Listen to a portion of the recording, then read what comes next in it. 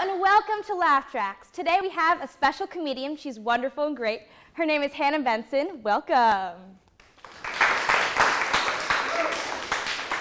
Hello, everybody. So it is 2018. Yikes.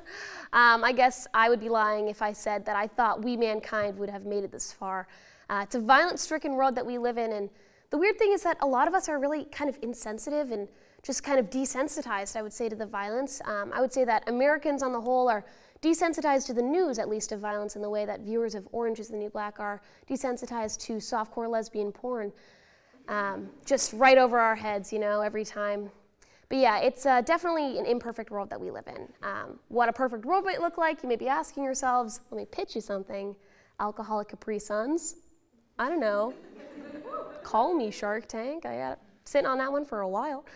But yeah, I would say for sure we are definitely desensitized to the news in our common day. I would say specifically white people are definitely not as prone to tuning into the violence that we used to be. For instance, the government could announce that we are just launching into a very gruesome Third World War, and white people would be like, oh my God, that's so terrible. It's so fucked up the way, Alexa, order almond milk. It's so screwed up. Our world's like, crazy. Like, can you even, the unsweetened vanilla, Alexa? The unsweetened vanilla, thank you. Yeah, but no matter how horrible our world gets, some jackass will always be insensitive enough just to stand up and tell jokes about it. So now feels like a great time to introduce myself. You guys, my name is Hannah. I'm 21 years old. I just turned 21, which is a really great feat for me. Thank you. Thank you very much. I didn't think I'd make it either. It's great to be 21. I was allowed to legally drink for the first time, which is really cool. It's a dry 21st years on this earth, and I was extremely thirsty. I had heard incredible things about water, so woo! I am now hydrated. But yeah, for sure. This summer when I turned 21, I was living in New York City, which was pretty cool. And something I learned about myself in New York City is that on my very best day, I am a New York 7. Thank you for not laughing at that. So sweet. Nobody ever takes that one seriously. They're like, shooting high, are we?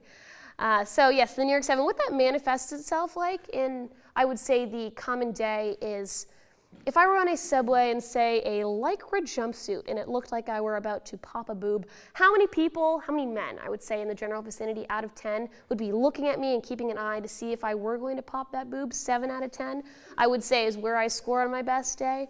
So it's actually what the measure is, if you guys were wondering. In New York, that's how they measure it, just so you know.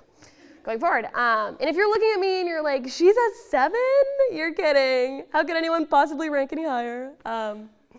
People can. They do rank higher all the time. It's called the New York 10. New York 10, which translates to a North Carolina 30, is the kind of girl that you thought there might be one in your hometown, but you never saw her in person, and you know if you did, you would know. So there was never one in your hometown. She's the kind of girl who just like oozes sex appeal, just like drips femininity in everything that she does in a completely unattainable way. She has thighs that look like Lincoln Logs and hair that looks like floss, but in the way that you would actually put between your teeth if you didn't have to go to the dentist the next day, you know what I mean? She has wrists like toothpicks and just absolutely no shoulders, but boobs that are so large on her tiny frame that she has back problems from lugging them around all day, poor thing. She never smiles because beauty, I hear, is pain, and you could just see it in her eyes how much pain she's in, but boy, do we love to look at her. And that is just the essence of the New York 10. This is the kind of girl, I would say, who could get in front of an audience and queef, and everyone would be like, oh my God, same time next week? Great. She's something else, for sure. And billboards and magazines and Instagram, they love to throw her in your face, and normal girls like myself, we sit at home, we look at pictures of her, and we starve ourselves, we struggle, we drink cucumber water and Elmer's glue, we douse lighter fluid on our skin with the hope that someday we too could be the proud owner of absolutely no shoulders and breasts that make no sense on our bodies, for sure. But you wanna know what I think? Who are we kidding? Y'all came out tonight, you're dying to hear what I think. I would hate to be one of these girls. I would never wanna be classically sexy. No thanks. If people were looking at me when I walked down the street just constantly, I would never get anything done. If people were just taking photos of me and everything I would do, I would have no work ethic.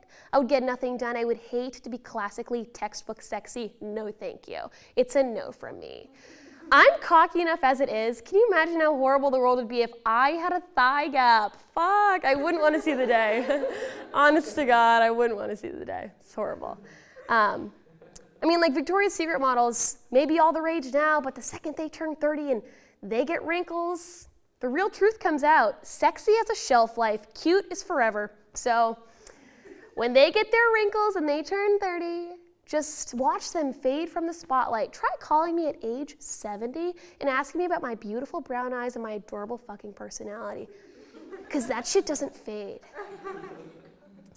I guess what I'm trying to say, and the point that I'm really trying to make is, sexy girls, call me when your boobs sag. Sorry, please don't though. I would hate to get that phone call.